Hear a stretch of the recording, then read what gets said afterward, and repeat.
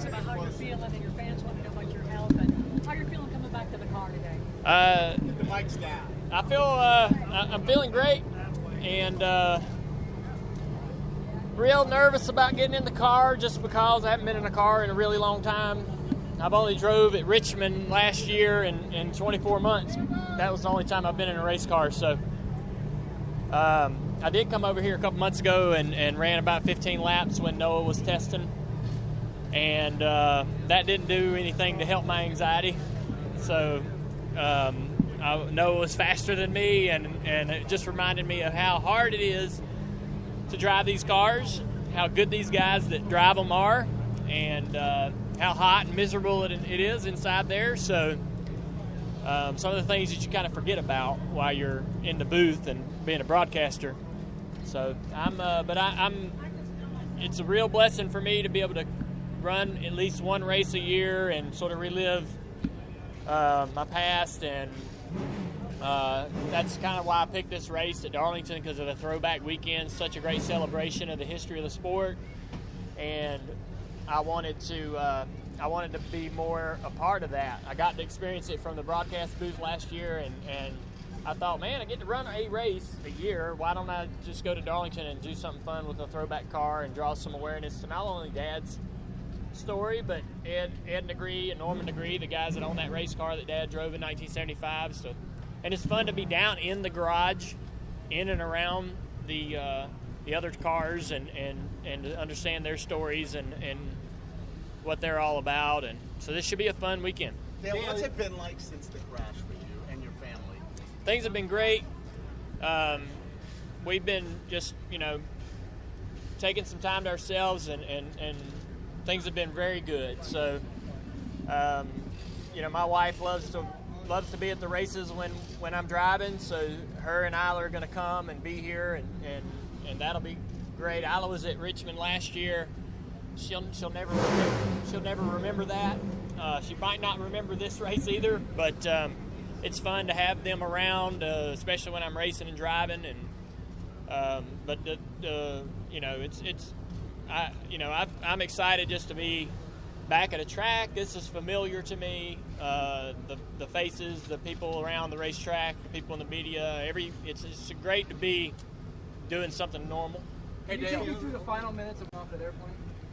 I don't want to do that. It was a very scary experience, and we're just happy to be healthy and have our have a weekend like this to look forward to, and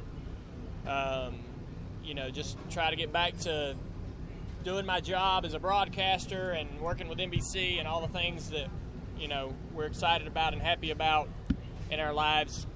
Ready to focus on all those things. Where are you mentally? Like, are you afraid to go back on a plane? Are you? How different is it from getting back in a race car when you've been in plenty of crashes in a race car and gotten right back in? Yeah, I would say that's that's just a process that we'll go through, and I don't know. I really don't have those answers for you right now. I've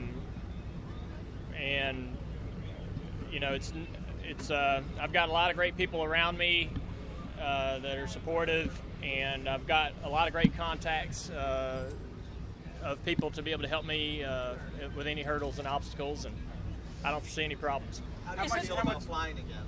I don't have any problem with flying again. Is it harder because of the emotion of having Isla, that if you weren't parents and she wasn't, that makes it a little more emotional or difficult for you and Amy?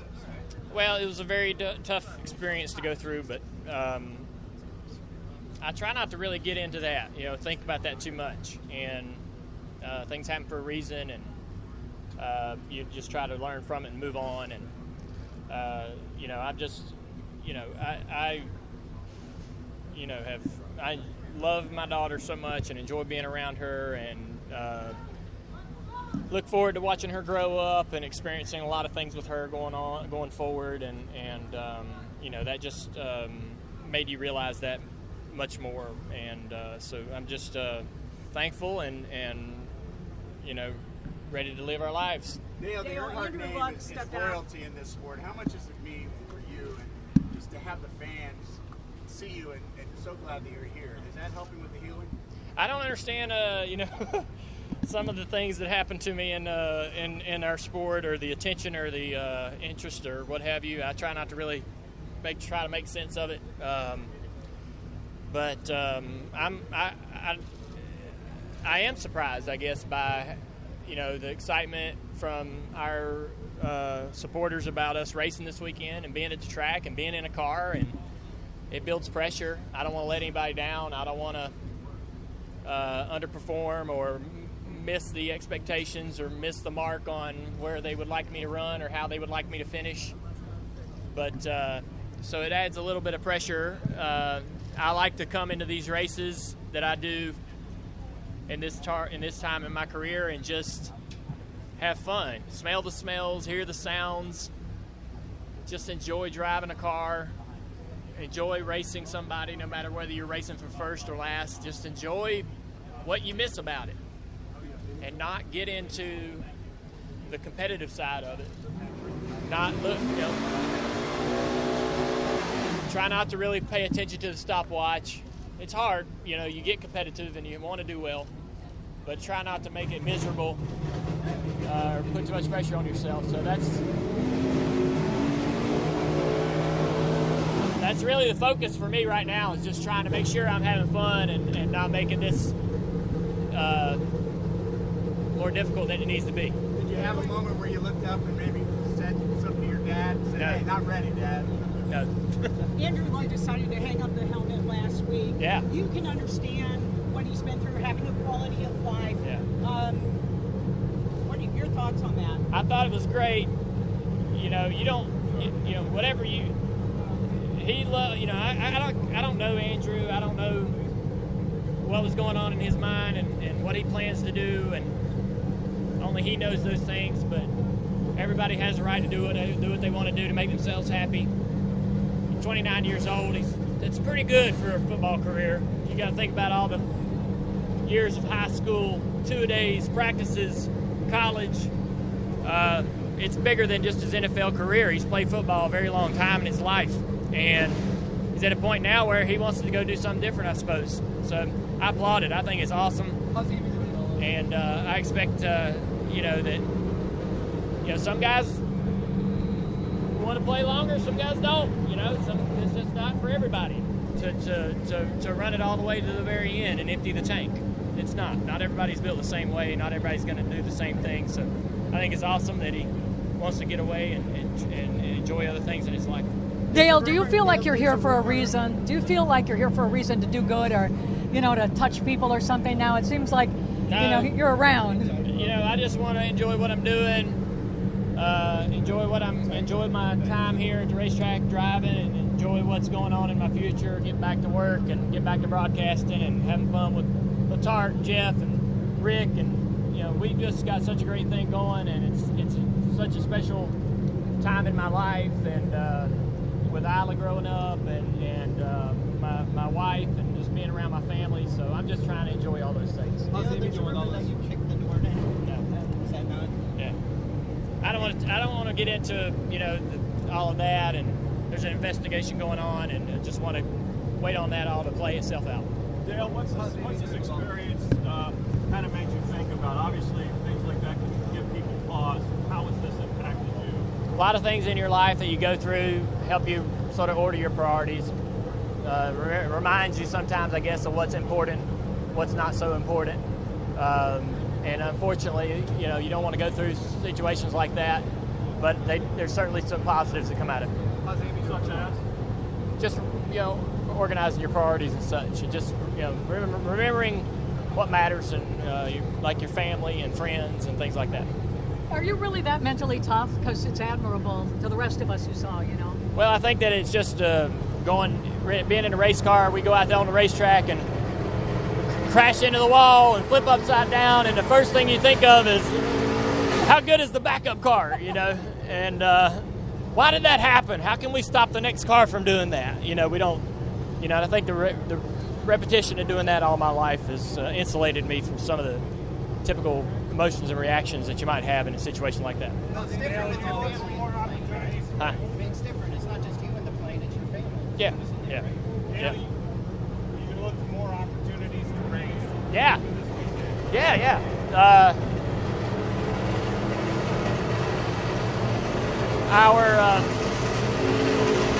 Our Hellman's deal has an option for next year. If they pick that option up, I want to go to Homestead. I think they race at Homestead in March. It'd be awesome to go race there. How's Amy doing with all this? Amy's doing great. Amy and Isla are doing awesome. We're very, very blessed. What's your regular routine like these days since you got out of the car? I mean, what do you do for fun? You know, hunting season's coming up, so I'm practicing my bow in the yard, talking to all my hunting buddies about what we're going to do and not do and how much fun we're going to have.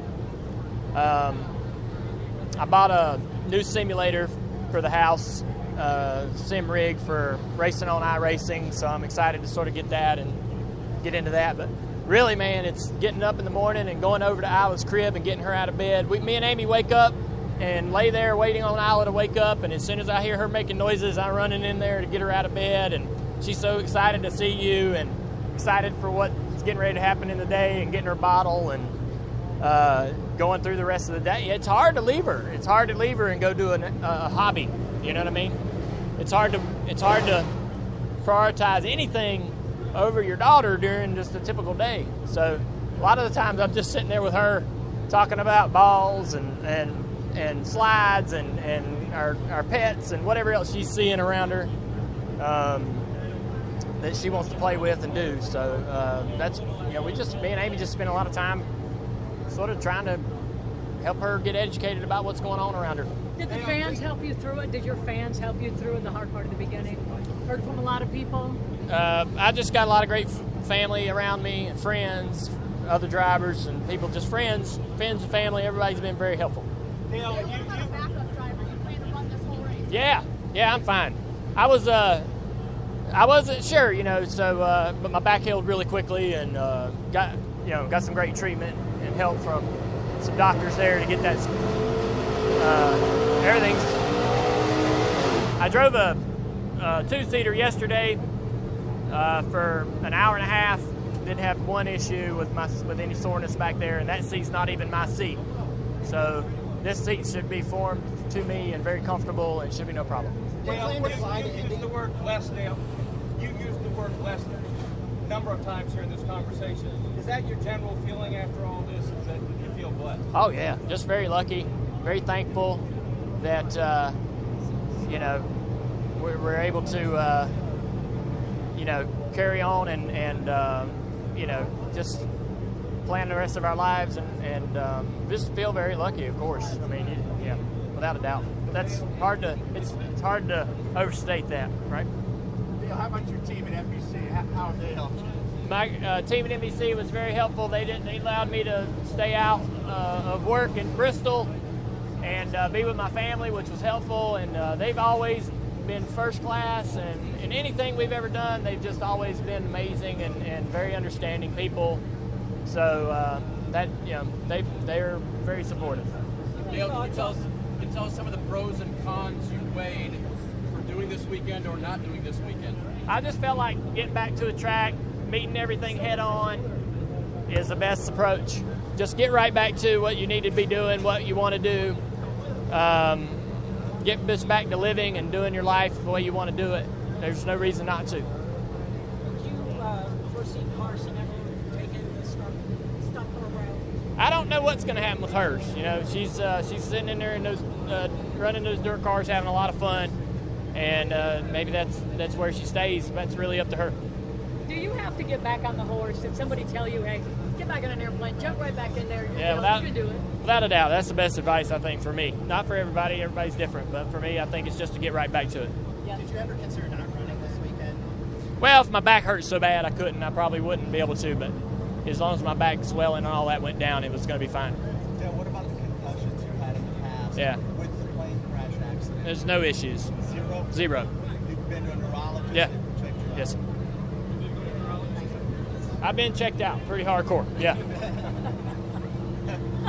So are you in a good place? Yeah. I'm great. How can somebody who's in a plane crash and you see that video be great 2 weeks later? Because I'm here to talk about it. I'm here with all you guys and around a lot of people that I know, and I feel comfortable here. This is there's nothing better for me than being at a racetrack, and everybody's okay, and we just get to carry on, and there's no point in wasting any time, being upset about it or being sad about it, or we processing it. We're all processing it differently, and I feel better every day, about what I need to be doing tomorrow and the next day. I feel more confident about moving forward in my life and putting that in the distant past. Dale, What's it like to see the video? The cause of the crash, which you're not going to talk about, and I get it.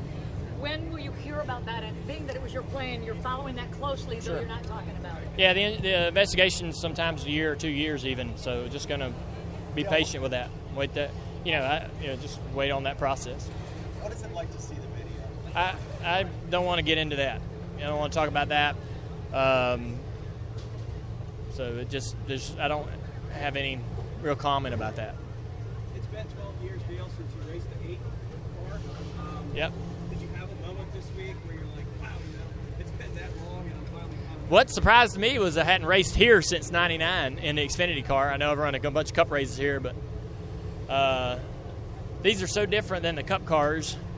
And when Joe Logano ran at Chicago, he said, many times during the week that he just wasn't ever really comfortable till about halfway through the race. It started to click because the difference in how the Cup cars and Xfinity cars drive, even this year, it's very extreme between the two.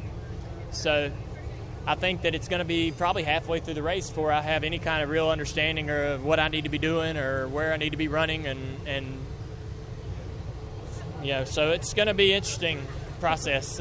Today in these practices, I'm going to flounder. I'm pretty sure it's going to be it's going to be pretty messy. So, hopefully sometime in the race it starts to make sense. And I picked a real hard track to go to. I don't know what the hell I was thinking picking this place. It's a throwback weekend. It's hard. It's hard not to want to be a part of it. And but yeah, this was probably the worst track in terms of difficulty and challenge and heat and being uncomfortable that I could have chosen. Are you nervous about the race? Are you nervous? Yeah. Of course. I never was not nervous about driving race cars.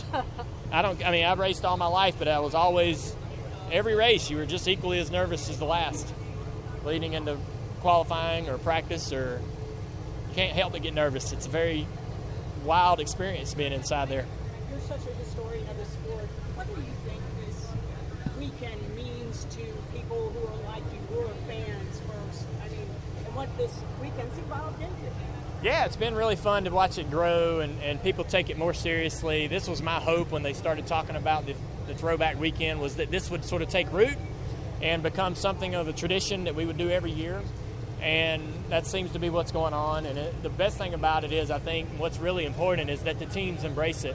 And you see over the years with the Wood brothers and Eric Almirola, Kyle Larson, all these different individuals embracing it and really going full on into it, and looking at Alex Bowman's social media this week, and all the hard push for content that people are creating and delivering on this particular weekend. It's a lot of fun. Twitter, just as an example, just goes crazy with photos and images and stories, and from all types of people, fans, drivers, people in the industry, people not in the industry. Everybody seems to really ramp up that sort of bit of nostalgia, and it's a great experience for me every single day. To sort of learn, and I'm learning a lot of things that I didn't know about, and hear a lot of stories that are new stories to me, and so it's been good. Dale, some of the legends of the sport, including your fellow racers that are still racing, talk about some of them that reached out to you, the legends before you. How's it been talking to them? Everybody, it's been great to know people care and know that you got a lot of people that worry about you and care about you, and it's just a good feeling. That's all I can really say about that, I guess. But the NASCAR community is a big family, and the drivers go out there and beat on each other and get mad and cuss at each other, but when it all comes down to it, when when everybody's working on their charitable initiatives, everybody shows up, everybody pitches in. We all come together when the time is necessary, and when somebody goes through something traumatic or there's a loss or whatever, we all have each other's back. And so I got a lot of great support from drivers and industry folks, and it's been good. Thanks, guys. Yeah, thanks. All right. Thank you, Dale.